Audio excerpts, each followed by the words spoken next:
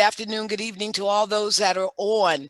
I'm Loretta Green Williams, the president of the Pan-African Chamber of Commerce USA, and thank you all so very much for being here. I know it's very early for some, but thank you so very much for being here and being a part of our program. We're going to start our program off with some introductions, and this will be in the hands of Equinet. And so if you go forward, thank you. Thank you very much. I'm going to put my camera back on. Okay. Just for a quick talk. And thank you, Loretta, for inviting us to be part of this program, for reaching out as well. The opportunity to talk to this panel, I thought when it came our way, I thought, well, we've got to take it. So I'm going to be quite brief and more talk about what Equinet is about and lay out the vision of why we wanted to participate in this program in particular.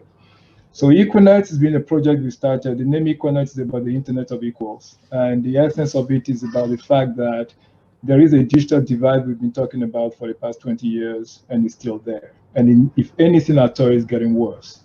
And it's not just a matter of developing countries against developed countries. That's not even the divide. It's just those who can participate, who have the know-how, the money, the cloud, and understand the complexity of it and the resources will do better than the rest of it.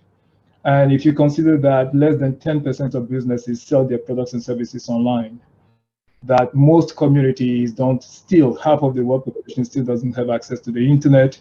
And if you consider that even for things that we need to do as networks, when we're talking about mentoring women or supporting entrepreneurship or coming together for coalitions to solve issues like global warming, we still do not have the technology that truly mirrors the fabric of human society to allow us to do that. We don't.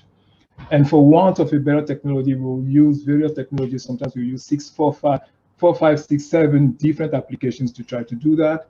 We might use social media to some extent to do that. We might try to use groups in LinkedIn to do that, but they are not designed for the type of complexity society faces today. So Equinet has decided to start building technologies that truly could help in leveling the ground, the digital playing ground. And in the context of that, we've been building technologies in the space of trade, in the space of collaborative networks, whether it is to work with around global warming. For example, with COP26, we are the lead technologists for the entire collaboration in the space of net zero across the globe. We have technologies to deliver immersive education systems, interactive healthcare systems, real estate, and the rest of it. So Equinet is in fact building a new stack of technologies that we can deploy into communities. And just to close this, when Loretta started talking with us, we just saw the opportunity to do a whole lot of things. And one of the things that we decided that we wanted to do is create a single ecosystem where every activity in support of Black communities and Black businesses can be. Imagine if you could have one single place where you could see this conference that is happening, you could see what the Pan-African Chamber of Commerce is doing with mentoring women entrepreneurs, or what any other group here helping Black people or Black communities is doing, one single place. And to me, that is a vision that we think we could basically take from this meeting going forward. And we've started to actually put that in place. That is actually the very essence of what's happening with our support here. And I'm hoping that we will have a line of communication open because ultimately, everything that I've heard so far, everything that I believe I'm going to hear today, the only way we're going to be able to achieve it is if we collaborate. And the only way we can truly collaborate to do that is using technology. Without that, the path is too big. So that's why we're here, and it's a pleasure and an honor to be here. Wonderful. Thank you so much, Joel. Thank you so much. We do have a video clip. Is that ready, or should we keep moving forward? The video clip for, oh, no, let's keep moving forward. Time is okay. looking. All right, wonderful. So We are excited about our first panel that will be coming forward.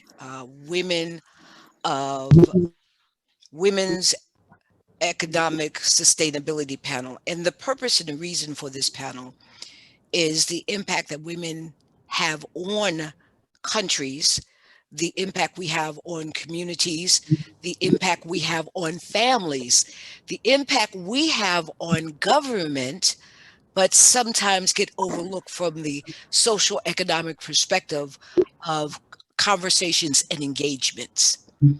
This becomes extremely problematic when policies are created and designed for us without considering us. That becomes extremely problematic. And so, what we want to do is consider that. We want to consider the issues of gender equity, responsibilities, and communities within that frame. We are excited about the women that will be on this panel this morning, and we're looking for a powerful conversation, engagement. But first, before we start, we would like to consider something that is really critical when it comes to women and their issues that they have. And the conversation that we really want to grow and build around, because these women that will be speaking today have done prolific work in the engagement of communities, alliance building, and the impact that women have upon our communities, but also upon nations. And we are extremely excited about those discourses. We know that economically and intellectually, we've always brought it to the table, but for somehow we kind of get sidetracked, and we want to talk about that.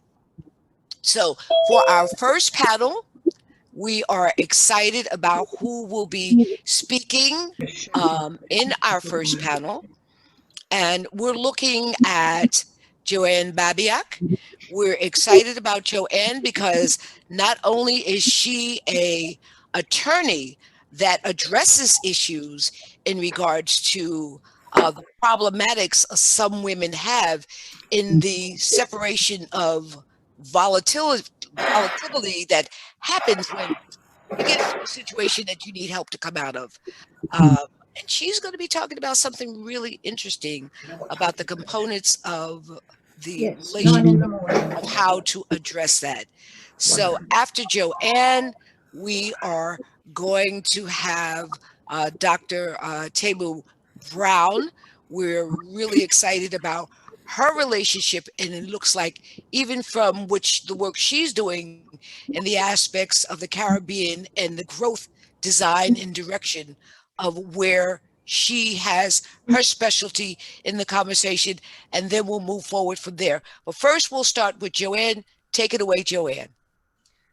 Oh my goodness, it's so exciting to be here. And I hope that my sound is on and everyone can hear me okay. Good, I see you nodding. Thank you so much.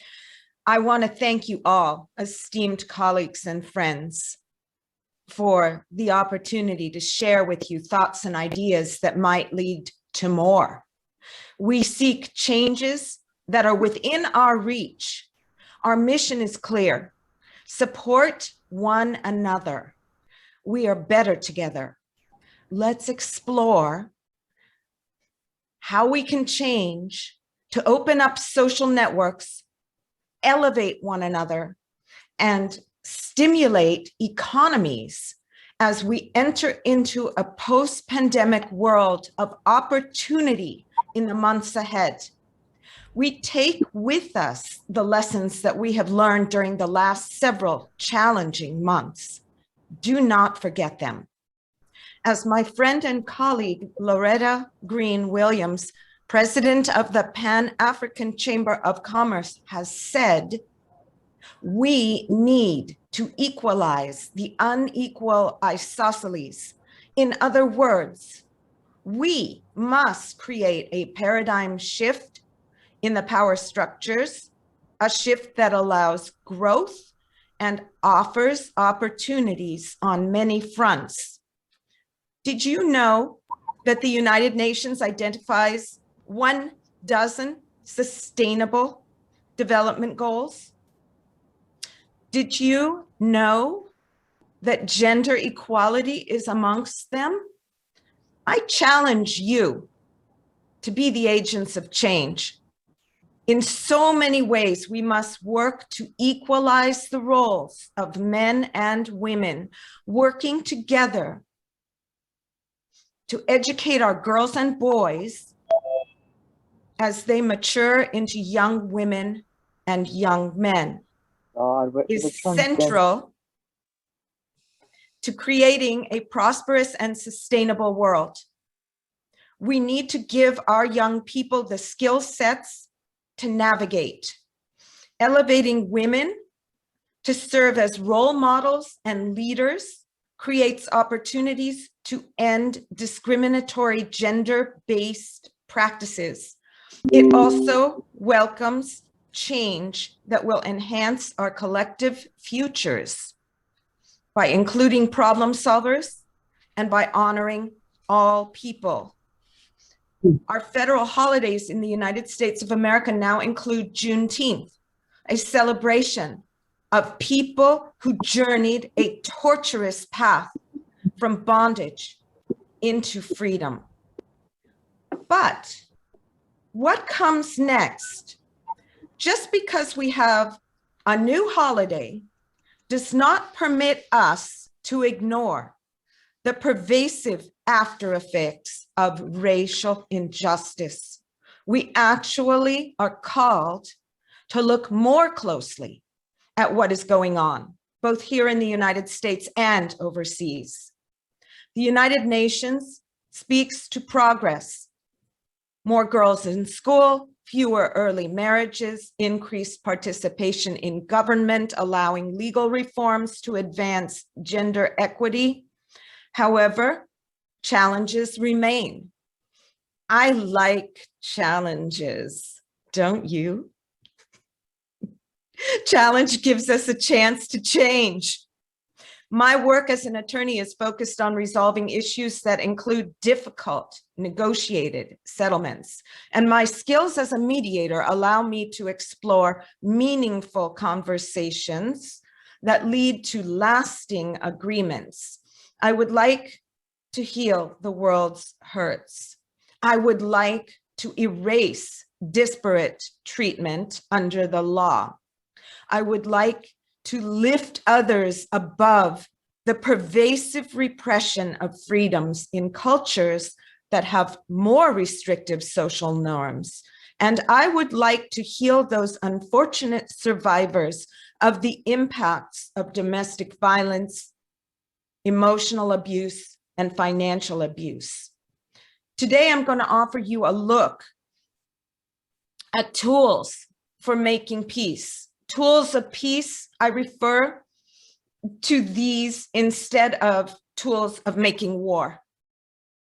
I have tools of peace in my toolkit, and these may help to negotiate a better job, to de-escalate emotional reactions, to understand the motives of people who are embroiled in conflict. These may allow you to offer peace to someone in need.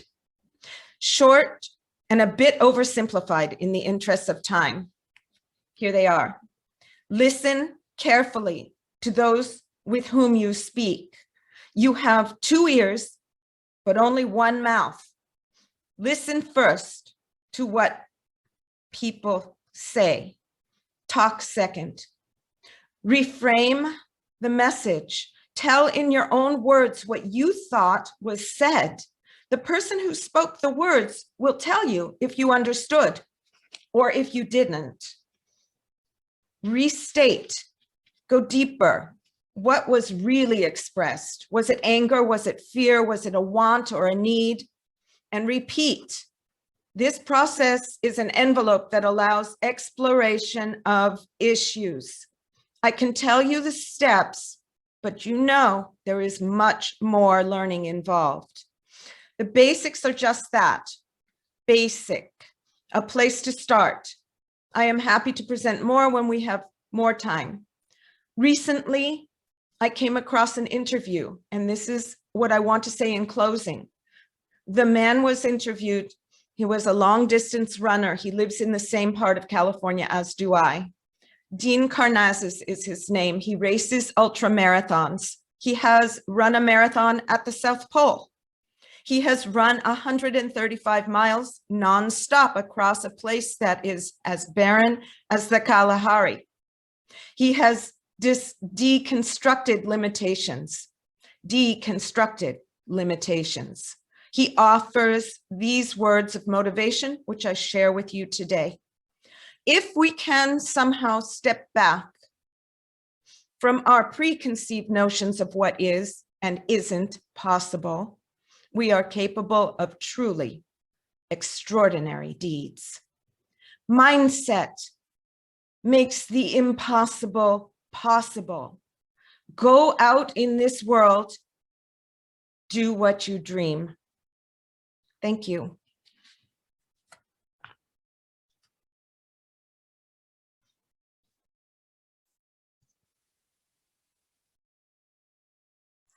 Thank you so much, Joanne. That is wonderful. What we will do is, because we do have time, is, are there any questions or comments to Joanne? Well, excellent. So Joanne, start looking on your Equinet page, and as questions acquire, they'll be emailing you and sending you notes from that side. And for additional information on Joanne, please reach out and we can give you her number, her email address, and you can communicate with her directly as well. So we thank you so very much for that. Our next guest speaker will be Dr. Temu Petra Brown. We are excited about the work that she is doing and her conversation. The floor is yours, Doctor. Good morning, all. So today I want to talk about the constrained gazelle. So this is the theme of my discussion. So the constrained gazelle, female venture sustainability in the context of unequal resources and unequal opportunities. So a gazelle is a nomenclature used in the entrepreneurship literature and practice to identify high growth ventures that are growing speedily. So growing, but speedily. And so a gazelle is a high growth company that increases its revenue by at least 20% annually for 4 years or more. But recently, the studies on gazelles have created a new type of classification that speaks to potential. And so now in the recent literature and scholarly discourse, a gazelle is often referred to as a high potential entrepreneur. So the work of Gonzalez, Uribe, and Reyes in 2020, Ngosang and Kimbu 2019, they speak to this idea of the high potential entrepreneur. So I will use this latter classification upon which to base my brief discourse today. So as I indicated, I put forward the topic, the constrained gazelle. So the grace under pressure, the agility, and the resourcefulness of the Black female entrepreneur globally makes the term gazelle. And a constrained gazelle, I think, a fitting one for this discussion and for this forum. Women, our women are brimming. They're brimming with knowledge. They're brimming with desire. They're brimming with innovative business models that should allow them to bound into fields of wealth through high growth entrepreneurship. However, this isn't happening. And so the question is why? Why are we constrained? Why are they constrained?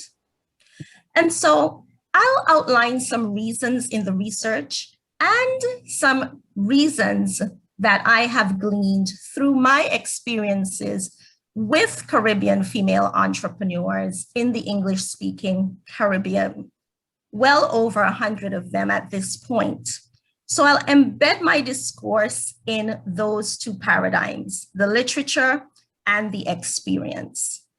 Now, the research in constrained gazelles and entrepreneurship show that women are building more and more businesses globally. So this is a global phenomenon, but they are hurrying, but they're doing it slowly. So I know it sounds like a paradox. The truth is that Black women's desires, goals, aims, aspirations run far ahead, like Usain Bolt, ahead of what is the reality of the rest of the world.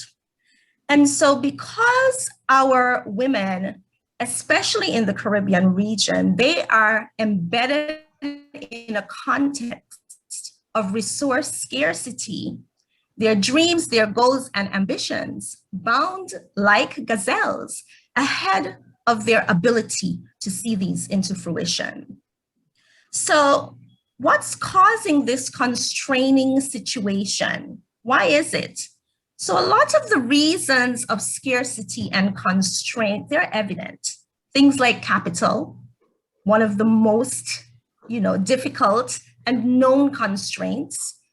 The research is clear. My experience with women is clear. It's difficult for them to be funded.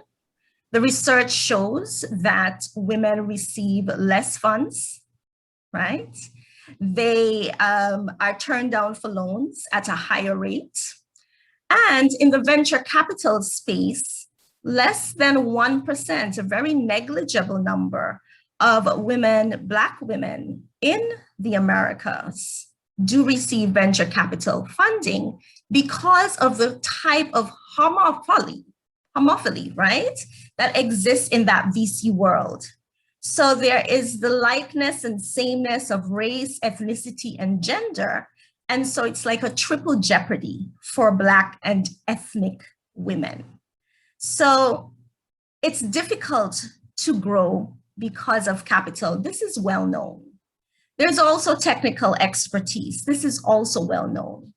But what might be less well known that are constraints on women reaching their potential in entrepreneurship and bounding into high growth entrepreneurship are the fact that their networks, especially in the region, tend to be dense, close, with not enough bridging and bonding ties to bring new resources, new ideas, new connections, new access. There's a lot of risk aversion, and that risk aversion, it's so multifaceted.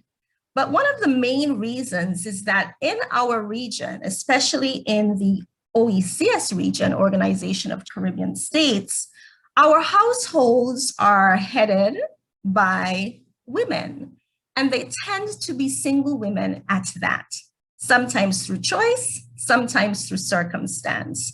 And so what that means for women is that they are scared of not having a safety net for their children. And so they not only are denied loans or given loans in lower amounts, they request loans in lower amounts because of this fear of not having enough to provide for their children. And so their ventures remain small, tight, and constrained. So this is a socioeconomic paradigm and socioeconomic and cultural reality that constrains the female gazelle entrepreneurs in our region. And of course, often women do not have, for some of the reasons that I mentioned earlier, they do not have the luxury of pursuing entrepreneurship as a full-time venture. They do not. And so they create a set of diversified livelihoods for themselves. And so there is the 9 to 5, but then the entrepreneurial part as they dream of freedom, as they dream of implementing innovative business models, they do that, as we say here, on the side. But the truth is that an on the side paradigm does not a high growth venture make. at least not in gazelle time, not in cheetah time, not in record time. And so there is this concept in the literature of women having to hurry slowly. And perhaps the expectations around a gazelle might need to change. So it might not be the speed, it might be the fruition of the dream. So I must say that all of these factors and many more place Black women in a situation of unequal opportunity and unequal resources. But I posit that it is the unequal opportunities and limited access to resources that have created the constraints of which we speak. So the sociocultural practices and macroeconomic realities in which our women attempt to nurture high growth ventures that grates against the requirements for the fruition of such. Entrepreneurship requires a type of unfettered practice in which Black women can rarely engage.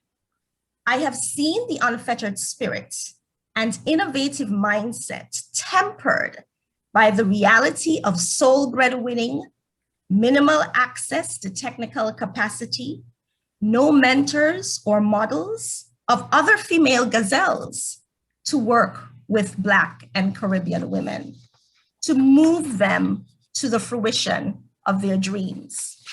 So the question is, what's to be done if we're going to have sustainability in entrepreneurship viability among our women?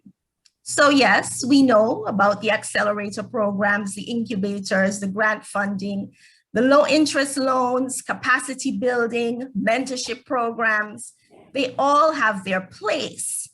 But just as business model innovation is at the core of a successful entrepreneurial venture, so too must we innovate ourselves out of this dilemma of a lack of supportive mechanisms and resources.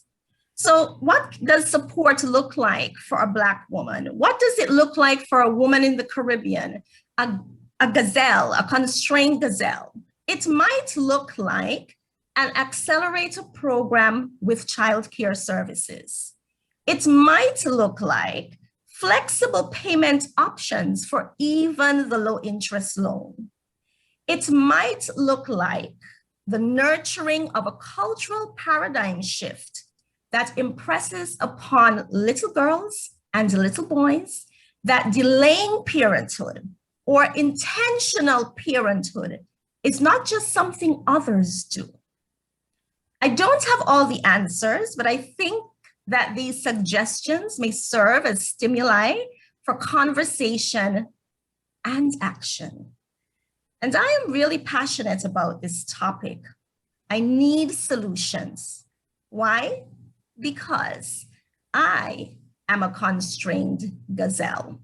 And so that is my discourse for today. Very good.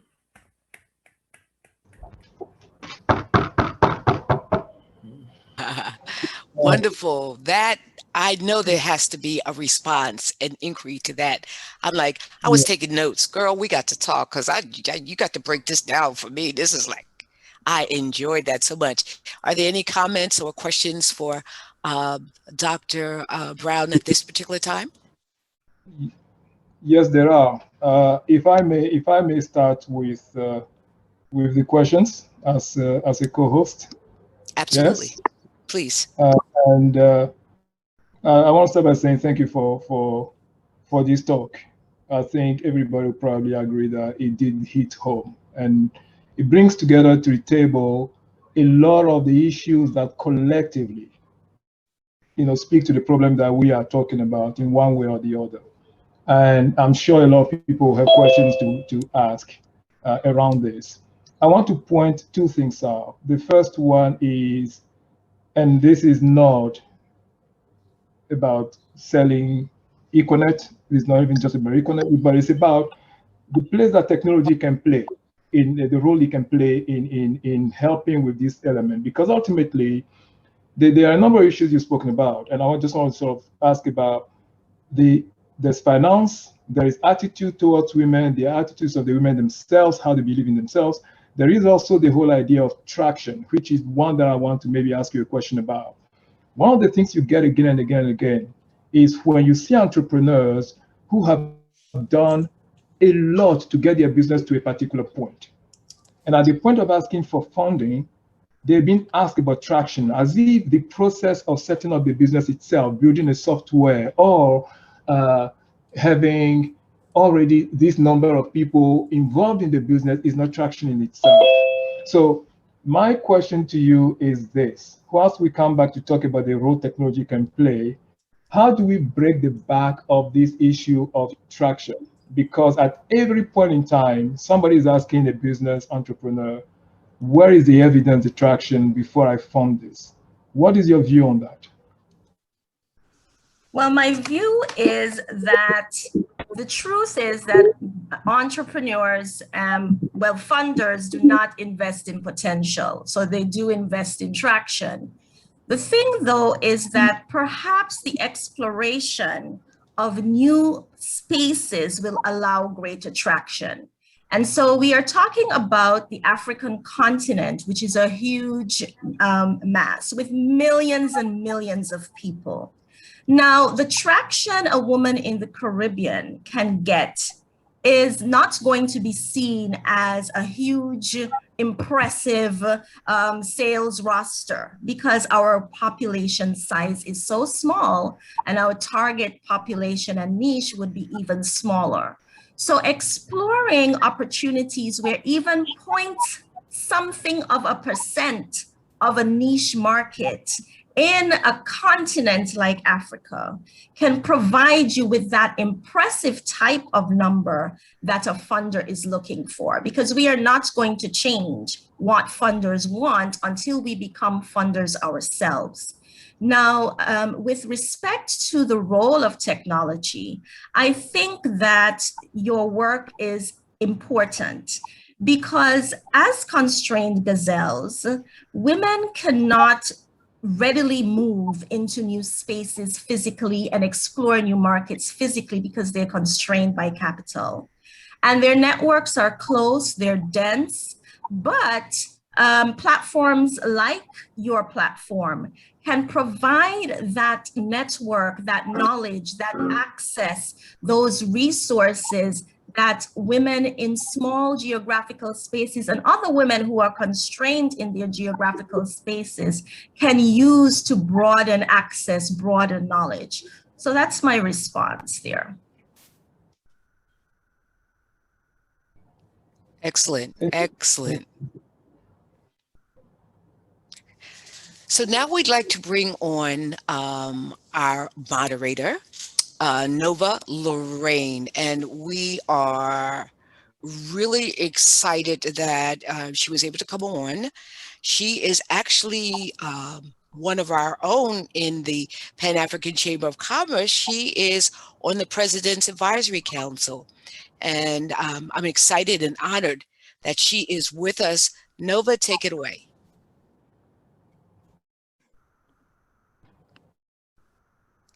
Unmute. There we go. There we go. Happy Thursday, everyone. So glad to be here discussing such an important topic. I'm Nova Lorraine, and I am the founder of Rain Magazine. I've been an entrepreneur for over 2 decades now. I founded Rain based on my journey as a fashion designer, launching a brand, and as a mom as well. When I started my company, I had 2 young children in tow. And 5 years into that journey, I decided to launch a media platform to help other creative entrepreneurs. And so this is our 14th year, and Rain Magazine has expanded into a podcast network in addition to events, as well as our print and digital publication. I truly believe in entrepreneurship as a form of economic sustainability. I believe that we first have to learn how to sustain ourselves before we can understand and be compassionate enough to sustain others. And so this conversation is intriguing and so important because women are overlooked many times, as Dr. Tamu was saying, as it relates to funding. And we also have to become the funders. I believe that is one way that we can make an impact. And so looking forward to seeing what our wonderful speakers are going to be sharing with us as it relates to solutions in terms of women and economic sustainability. So just give me one moment so I can bring on our first speaker.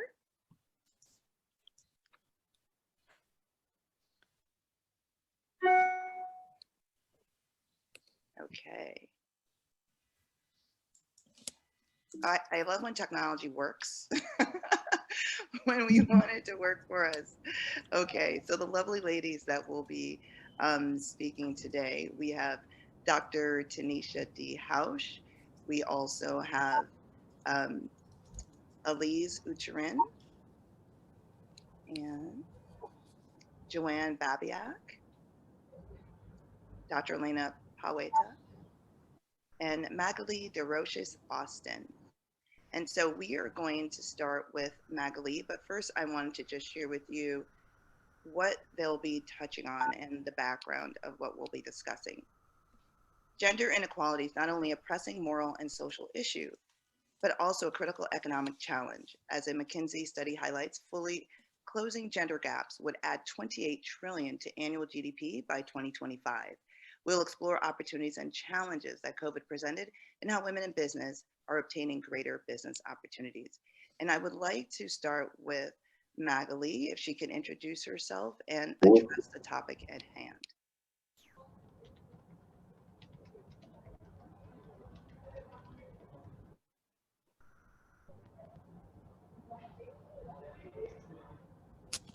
Okay, so thank you so much. Nova, she is not here right now, but we do have Elise and Dr. Elena still ready to share with us their voice.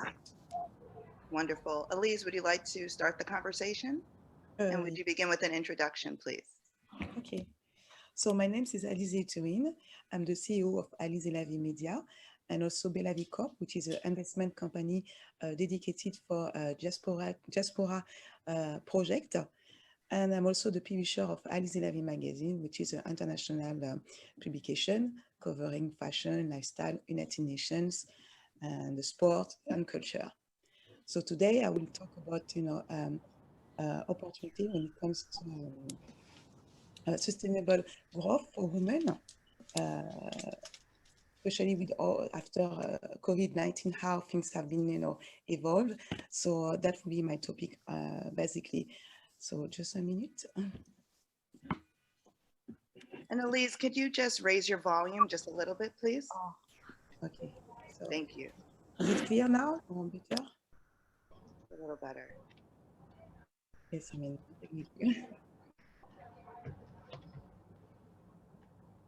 Okay. So what we can notice when more and more we have women going in a finance industry, which is putting them as a leader. Elise, we're still having trouble hearing you for some reason. Oh my God. Oh, God. Is it better now?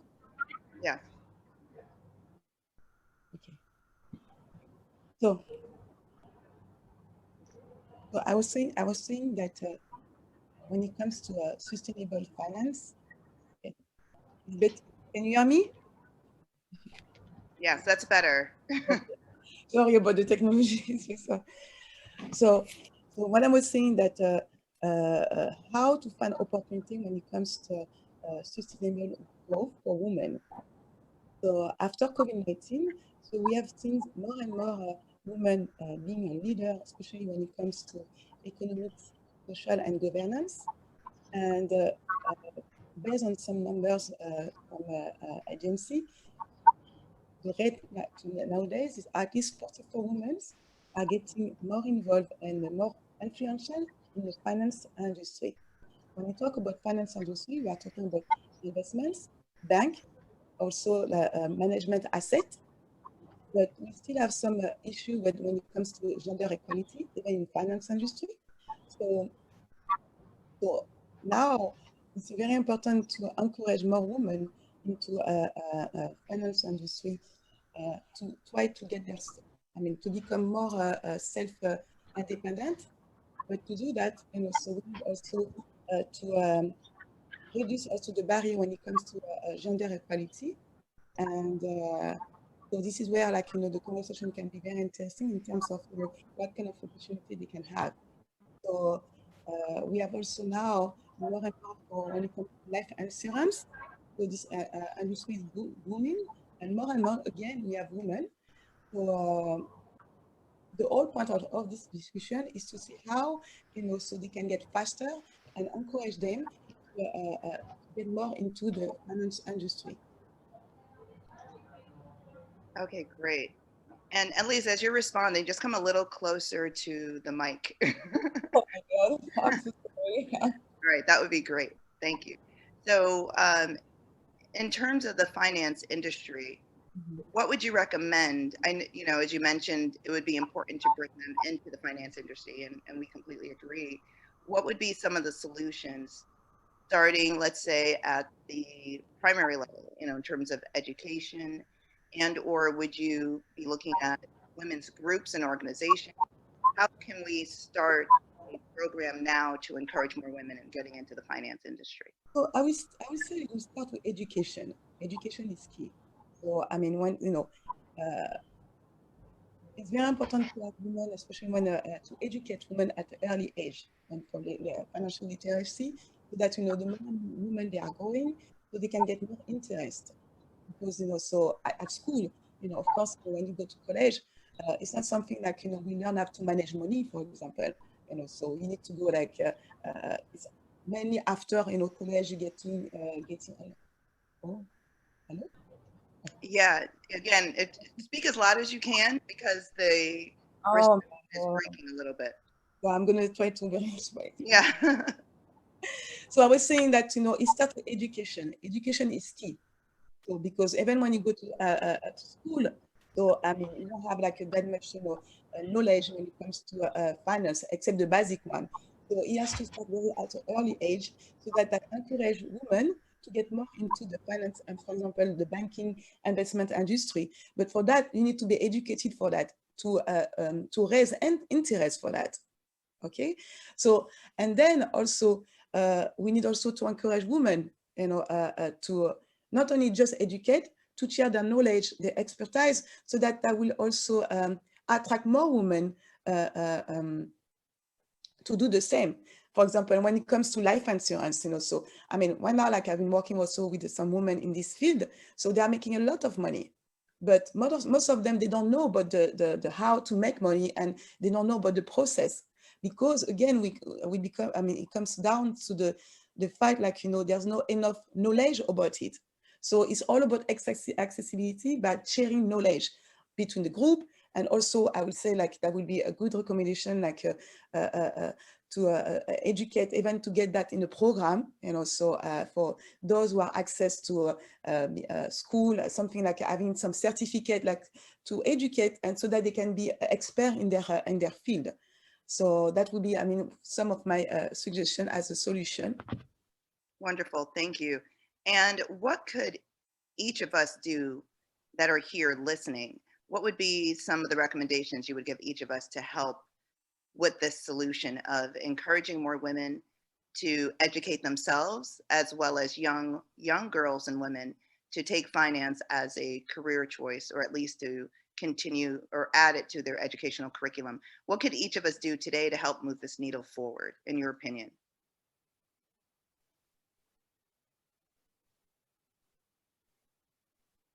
And I will say, I would like to add, and especially when it comes to the diaspora, women from the diaspora, we have some, we can notice that we have less women, especially in the diaspora, getting involved in a financial industry. So I don't know if it's because of the lack of education, or it's because there are lack of interest. So that's a very big issue, because when you even look at the numbers, who are the leaders in the financial industry investment, there are more white women. So I don't know how we can explain that. So maybe some of a speaker can also maybe share their opinion about that. Okay, great. And would there be a recommendation that you would like to leave us with and how we could help move the needle forward, each of us here? Are you able to hear me, Elise? Yes. Oh, okay. Do you have a recommendation for us? You have again, I think it's all about like, starting at an early age, and also about financial, to manage how to manage money. And because this kind of course, we don't have that at school. And for me, right now, it's truly like a lack of, not because it's a lack of interest, but because they don't know about it, So, and that's why now we can see this big gap, between like, Black women and also white women. So, and it's, for me, the key is truly education, because if you don't educate, our Black women to know about this industry, how to be successful and also get engaged in that. So we need to give them the knowledge to know like this platform exists for you. But to do that, we need to have like, some people who have an education system, like, encourage them. Or it could be also like entrepreneurship program. So those who are very good in what they do, organizing some session, like, informing, within the diaspora, so that they can know about that. Because I truly think it's really a lack of, knowledge about, what avenue they can have, especially in the financial industry. Wonderful. Thank you so much. And I would like to say that I agree with you 100%. Education is key to empower us as it relates to finances. I have two young daughters. They're teenagers, well, late teens, and one is 20. And what I started doing was recommending books and podcasts for them, so they are not fearful of finances. Because as you mentioned, the lack of knowledge is something that could create fear. And we tend as humans to turn away from things that we don't know. So the more we know about it, the more confident we can become. And so even just as simple as, recommending a book, a course, a program, as you mentioned, to our peers, to our young women that are in our lives, asking them, boldly, what do you know about finance? Do you have an understanding? Do you have a fear of it? Or do you have an interest in it? And the more we educate our young women and women alike, the more we will be growing this base of investors and funders, as was shared earlier, so we can create more opportunities for ourselves. So I love that. Thank you so much. And really looking forward to our other speakers and what they'll be sharing as well. And does anyone have any questions for Elise?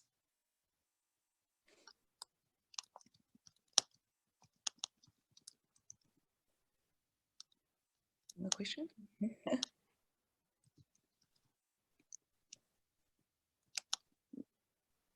Okay, I do have a question. And so I wondered what your personal experience has been so that propelled you into that field. And maybe there are some lessons to be learned from your personal experience that we can model.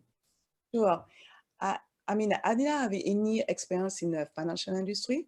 So I ended up going into this direction because I saw so many times, based on my personal experience, that too much, I say not just women, Black people, the diaspora, they don't have a clue when I say, about how, finance, and even, if you want to invest, sometimes you have a good talent, so they have a very great project, but they don't know how to even to sell their product because they don't understand, the mechanism, how to sell their product, because numbers, sometimes they don't even know, they don't even have a business plan, how to get any projection in the future, how they can make money from that.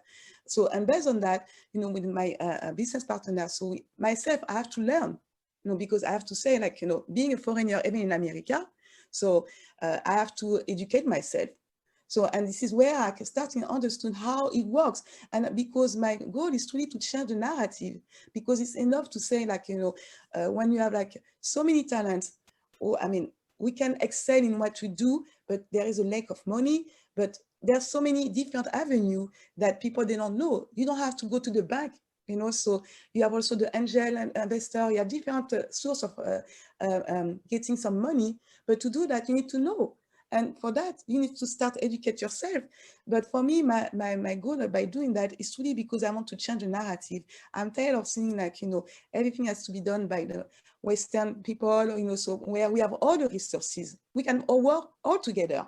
So it's a matter of a question like, you know, as a diaspora to work together and to be aware that, you know, we have this avenue and change the narrative. And because this is very important, because I truly think like, you know, there's nothing a bit about saying like, you know, we are better than anyone, but it has been too long that every time like, you know, Black people, they're still behind because they don't know or because there is a lack of education. And it's up to us as a leader in our field or knowing how it works to help them. You have young people like, you know, I have such a wonderful project that I've seen. I'm working with Africa, with the Caribbean, like, you know, on a big project, infrastructure project. But when it comes to raise some money, this is where we have some issue because they don't know. They have the good idea, but they don't know how to make it happen.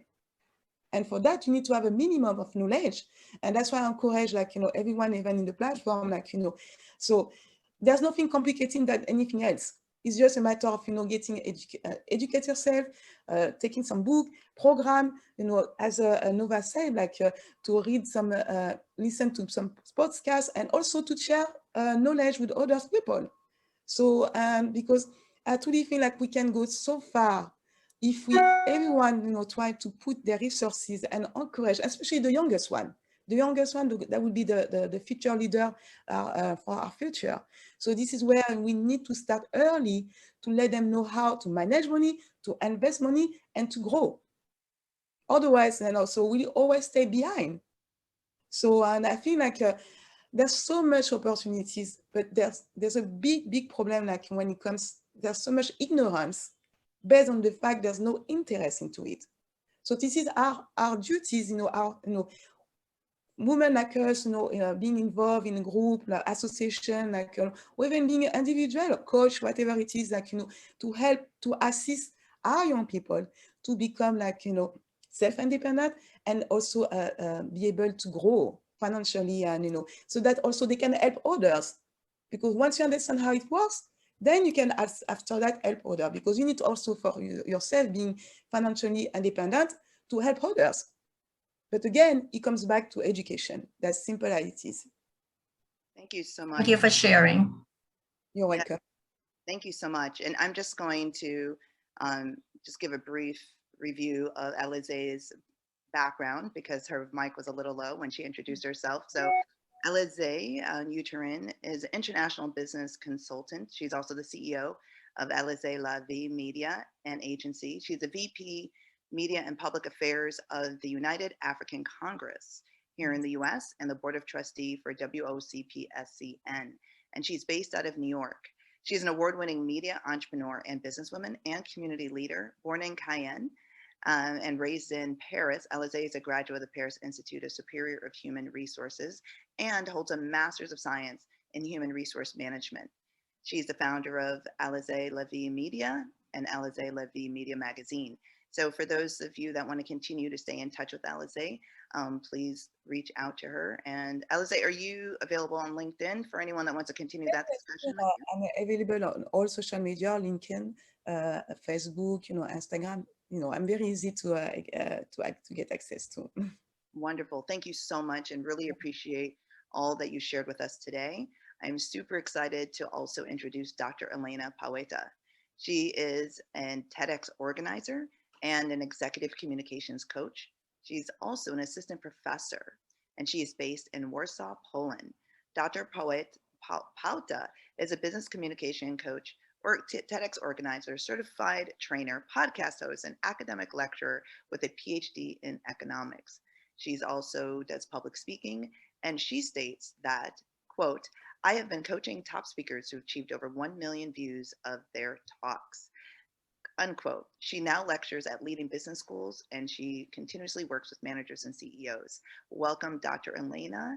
Would you also feel free to share any other information about yourself and address the topic at hand? Thank you. Thank you so much. I'm really honored to speak on this panel. This is a pleasure to share the panel with you, and thank you very much for the invitation. I can so much relate to everything that was mentioned, because supporting women is what I do in many ways. I'm organizing TEDx women events, so conferences that are focused on women, and I'm also having special communication programs for women in business. So I think that many aspects that we have discussed, it is really an issue. And I have noticed, as an communication coach and as entrepreneurship researcher as well, I have noticed that we have several issues that I want to speak about today. And so in the beginning of 2020, in February 2020, before the pandemic, I was working in Saudi Arabia for several weeks. I was training there in the corporations in Jeddah and in Riyadh. And back then I had this idea that I want I noticed that women have a little bit different issues in communication-wise. And as I came back to Poland, where I'm based, the pandemic started and everything got canceled. So I had several weeks of thinking, what can I do in this respect? So I moved my business online, and also I have changed my programs, what I do, and adapted it to those issues. So as Joanne mentioned in the beginning, that there was we can see the injustice, those social norms, and all of those issues over the years, they caused somehow that we have as women, we have some inherited behaviors that are limiting us in being confident communicators. So when I'm working, coaching my clients, and we're working on crafting their message and making their presentation or TEDx speech, and I can see that it is going great, but on the other hand, I can see that there are a lot of those inner issues that we need to work on much more with women, such issues like lack of self-confidence and imposter syndrome and perfectionism.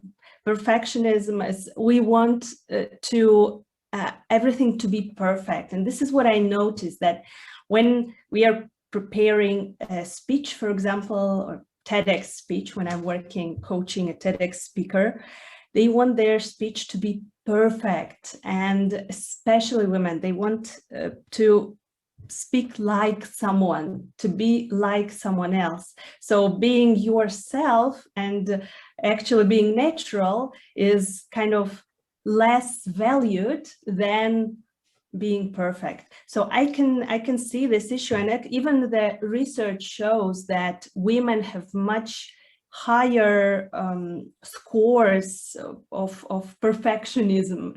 They admit, at least those who admit that they have this perfectionism issues, much higher scores than men. For example, 33% of women admit that they are perfectionists, but only 20% of men. And also self-criticism in women is much higher. So 44% of women admit that they are guilty of this, and 30% of men. So this gap and this difference is something that is inherited. Yeah, so this is caused by our upbringing, by all of those social norms that we were discussing earlier. And also I think that another thing that is very interesting. So on one hand, we need to work on this perfectionism, and this is what I'm doing and working with my clients all the time. I even had this sticker on my laptop for many years, which said, "Strive for progress, not perfection." And this was my motto. And I always tell my clients that you need to be natural, you need to be yourself, because when you allow yourself to show your insecurities, to show your true self, even if it is not perfect, then you will connect with your audience much better than just being perfect. And another thing that I noticed, and I think that this is a little bit causing the problem of self-criticism, is that women support each other less. And the research proves that only 30% of women admit that they feel supported by other women. So this is not much. And I think that this is what we can change also. So we can, what I'm encouraging us to do is to introduce this bottom-up movement and supporting women-owned businesses, supporting other women, inviting them to podcasts, inviting them to writing articles about them, highlighting and, you know, even giving, showing genuine and sincere appreciation. I think that this, you know, the very small thing like thanking someone for a speech at the panel, or, you know, smiling at someone or saying you did a great job. I think that this is so important in order to close this gap. So to sum up, I think that we can do a lot, not only changing the world, but only starting this bottom-up movement. So first of all, to support each other as women, to do anything we can, even if this is a very small thing. And then the second thing is that next time we speak up, next time we speak at a panel or ask a question or anything, just don't try to be perfect, don't try to be someone else, just be yourself, because you're the only one who has this experience, who has your stories, your background, no one else has. So it is much better to be yourself than to be someone else. Thank you very much. This is what I wanted to share today. Thank you so much, Dr. Poeta, and I love everything that you mentioned. You know, I'm trained in clinical psychology. Before I went into fashion and media, I started off in academia, and so I have a master's in clinical psych. And so everything you were saying, I was like, yes, yes, we have to tackle this issue of self-worth and self-confidence, and we have to teach our young women, our daughters, our sisters, our friends, that just a simple word, I am worthy. You are worthy of whatever it is that you want.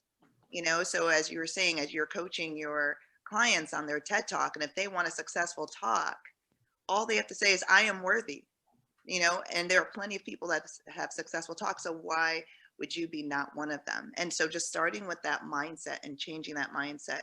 And I also love how you brought up that each of us have our own unique gifts, and to take a moment to smile at someone, thank someone, compliment them. You know, these little seeds do help build up that self-worth within us.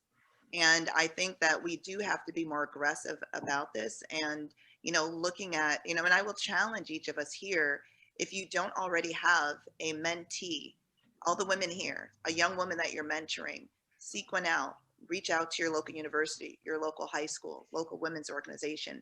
And and also reach out to a friend today, you know, or one of the panelists, and just thank them for being them. Thank them for being who they are, their authentic self.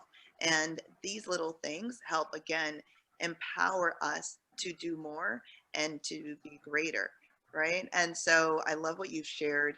I mentioned, and I just released a book called Unleash Your Supernova. And I think that if we all understand that all of this greatness is already within us, just a matter of tapping into it. We don't have to buy it. We don't have to look for it. We are born with this inner greatness, this inner brilliance, and it's just a matter of allowing it to shine. So thank you so much. I would like to take questions now from anyone for Dr. Poet.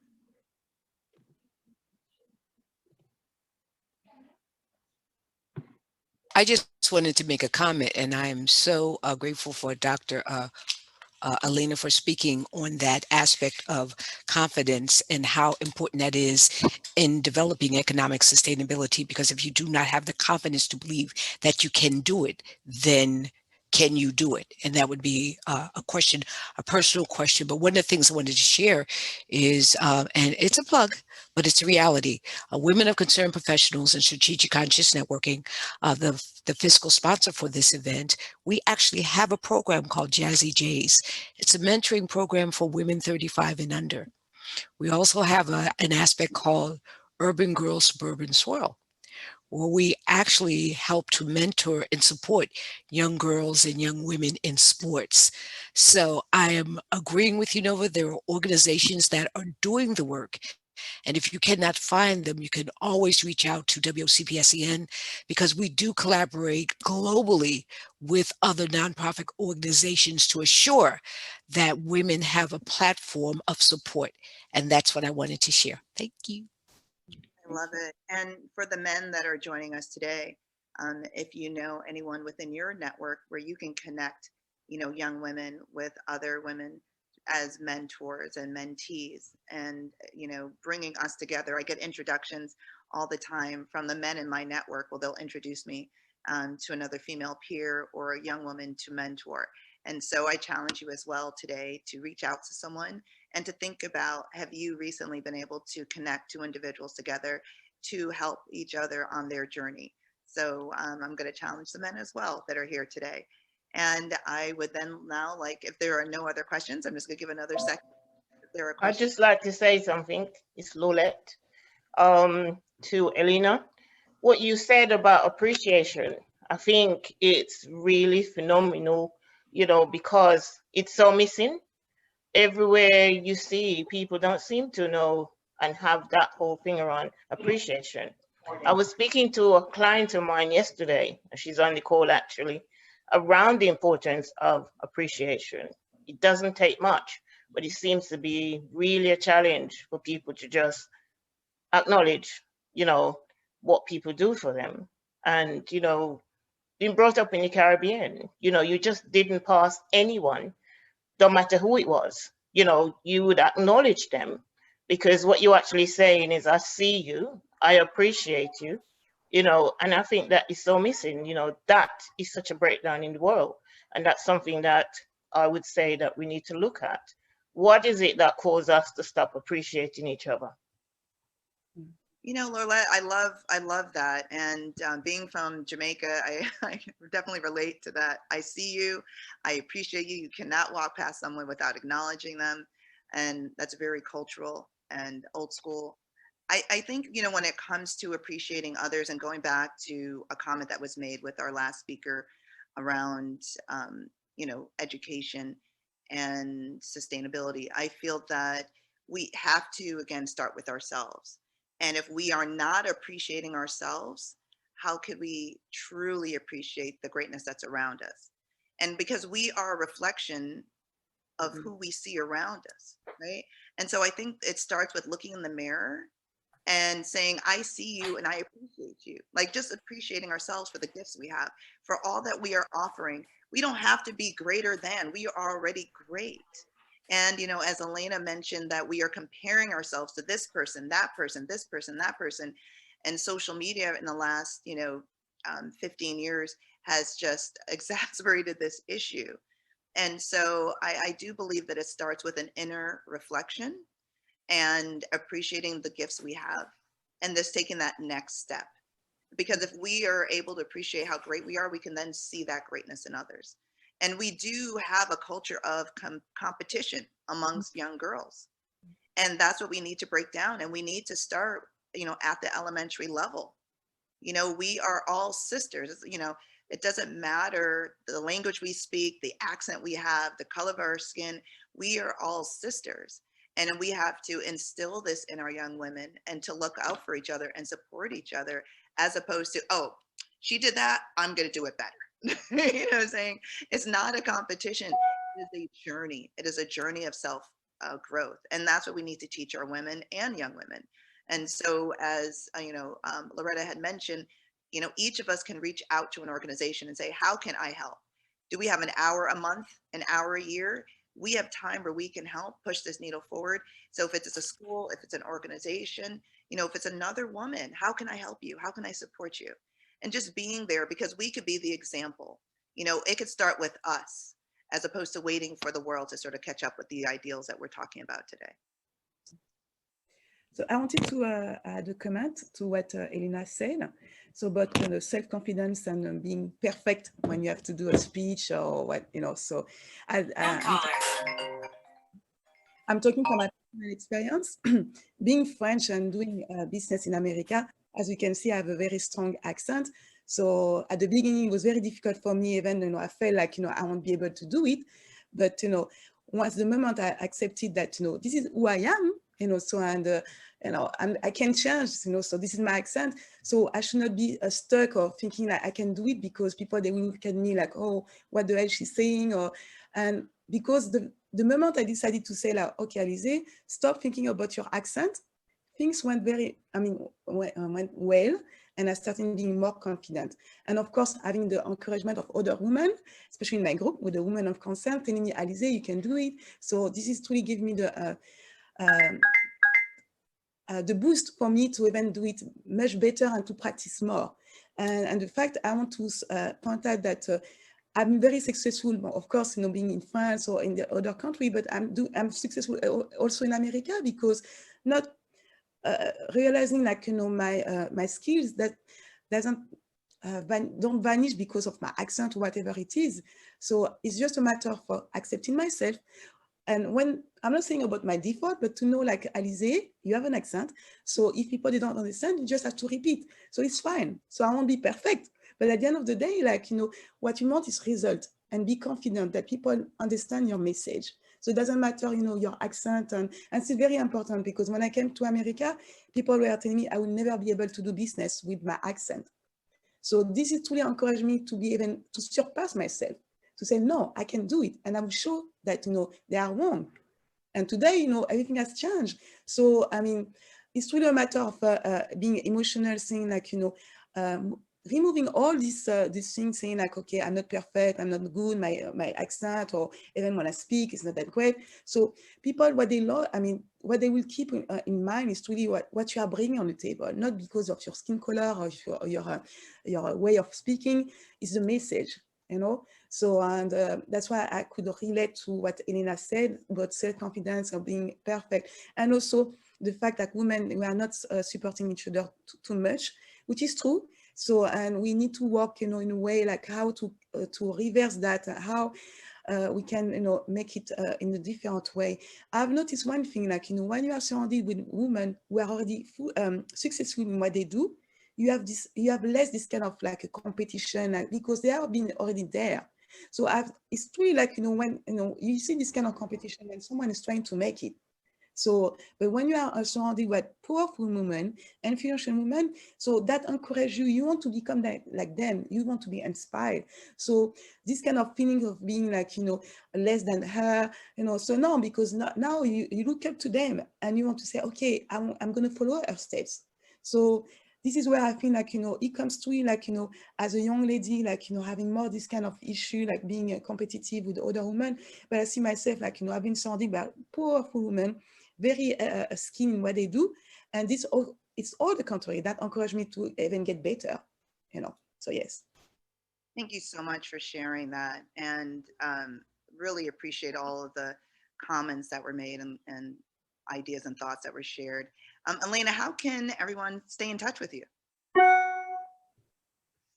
I'm inviting everyone to connect with me on social media. I'm on LinkedIn and all the other social media available. So let's connect. Awesome. Thank you so much. and really excited to, oh, we have another question. Was that another question? It wasn't a question, it was a comment.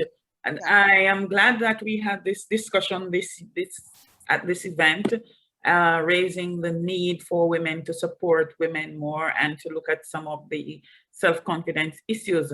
Last year, this was a discussion we sought to have at BIDEM, but more looking at it in the context of how women do business versus men, and looking at these issues. And people did not seem to realize, did not readily acknowledge these differences. I suppose maybe with it coached as women against women versus women and the boys club thing. This time it was aired more, people more readily acknowledged the need to do so, to make those changes that we need to do. Yeah, no, I agree, Megan. And again, if we see each other as sisters, you know, because I have brothers and they have friends and I have sons and they're like, bro, bro, bro. There is this, wherever they're around other guys, it's this understood language, you know, that they have for each other and love for each other. And I think that's something that we just need to encourage more with our peers and with our young women. And you know, with teenage daughters, you see that every day, but it doesn't go away. You think it would after high school, you know, that competition, that pettiness amongst each other, it doesn't go away. And I think it's more cultural, and it's how you are raised in your home and those you surround yourself with. And you know, when I was having a conversation yesterday with my 17-year-old and her cousin, they're the same age, and they quickly, you know, referenced that movie called Mean Girls. And this is sort of a standard of acceptance, like this is how you can act and this is how you should act. And they will, you know, identify someone in their circle that would be similar to a character in this movie. And why is that? You know, and so I think, again, we need to change how we view each other, how we communicate with each other, support each other more. And it does start here with each of us that are here. We've come here for a reason. We're passionate about this topic. So each of us can start this change of influence and impact. So I'm excited.